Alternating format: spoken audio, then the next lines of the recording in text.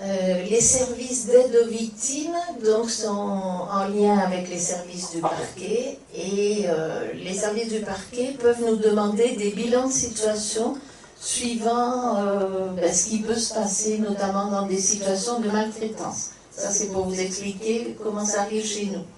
Donc, quand le signalement est fait, au vu du signalement, le procureur nous mandate pour qu'il y ait un bilan, c'est une enquête victime, qui soit adressée au service du parquet.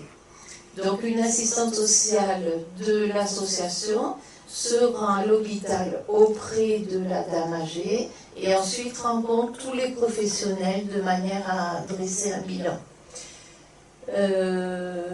De la synthèse de ce bilan, il apparaît que la vieille dame veut rentrer chez elle, la fille veut qu'elle rentre, l'ami de la fille également, mais tous les professionnels ne sont pas d'accord.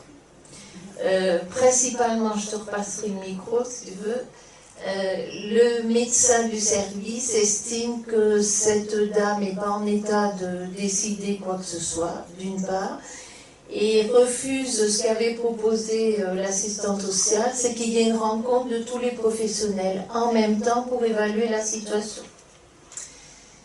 Par contre, la collègue estime, après avoir vu la vieille dame, que s'il y a une situation qui est présentée au tribunal correctionnel, cette dame n'est pas en état de venir et n'est pas en état de faire valoir ses droits.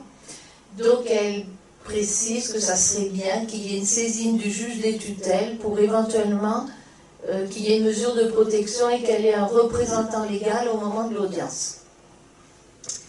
Tu veux dire quelque chose sur l'hôpital? Non. Donc, en fait, le procureur, vu l'ensemble de la situation, poursuit la fille devant le tribunal correctionnel. Moi, je me suis rendue à cette audience pour voir un peu comment les choses se déroulaient. Donc, cette fille était poursuivie pour des violences physiques, des ecchymoses, qui avait été établi par le médecin légiste.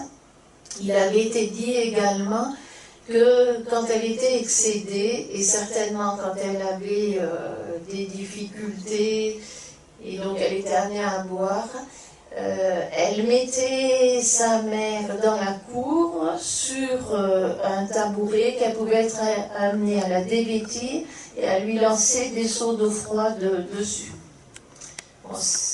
Alors, à l'audience, cette dame, la fille, était complètement démunie, dépassée. Elle a formulé d'ailleurs qu'elle n'en pouvait plus, qu'elle était attachée à sa mère, mais que c'était trop difficile, qu'elle n'arrivait plus à gérer, qu'elle avait des problèmes de partout et qu'elle pouvait être amenée à s'énerver.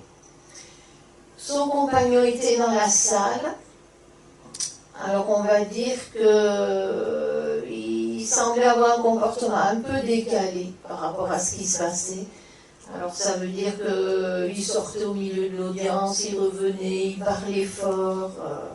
Voilà. Semble-t-il, lui aussi n'était pas étranger au fait d'exaspérer sa compagne qui de fait devenait aussi violente par rapport à sa mère. Les conclusions de cette audience, c'est que cette fille a été condamnée à 4 mois de prison avec sursis et une mise à l'épreuve, je crois, de 2 ans. Voilà. Et bon, nous, en ce qui nous concerne, évidemment, on n'a plus de suivi et de nouvelles de cette situation. Alors, à ce moment-là, la question qui nous a un petit peu taraudé, c'était le fait que cette dame avait énoncé clairement son désir de rester chez elle. Donc, on peut comprendre ce désir d'arrêter cette violence et de les séparer momentanément, mais le champ du pénal s'occupe de qualifier des faits, de punir d'une certaine façon la fille, mais ne prend pas vraiment en compte cette question de cette relation mère-fille qui nous paraissait importante.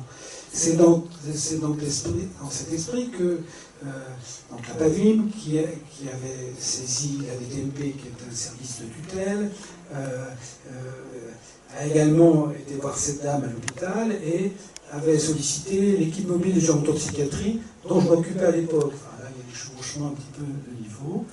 Et donc, moi, j'ai pris des contacts avec l'hôpital pour voir s'il était possible de voir l'état de cette dame, de voir quel était son désir et de voir s'il était possible de faire un travail.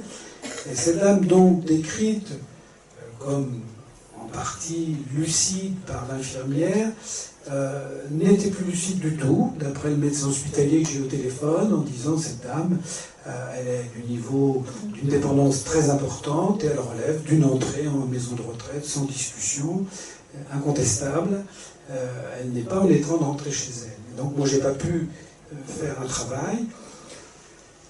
Ayant dans la tête quand même l'idée de la notion post-traumatique, enfin, qui est très, très peu étudiée, très peu travaillée, mais enfin les personnes âgées qui ont déjà des difficultés de santé, pris dans des situations dites traumatiques, perdent les capacités de manière majeure et brutale. C'est-à-dire qu'en 15 jours, la collègue de l'hôpital m'a dit « mais cette dame a une maladie démentielle très, très, très, très évoluée ». Bon, 15 jours avant, elle ne l'avait pas quand même. On sait bien que ce n'est pas des maladies qui quand même évoluent si rapidement. Donc voilà la situation, la mise en situation qu'on vous propose.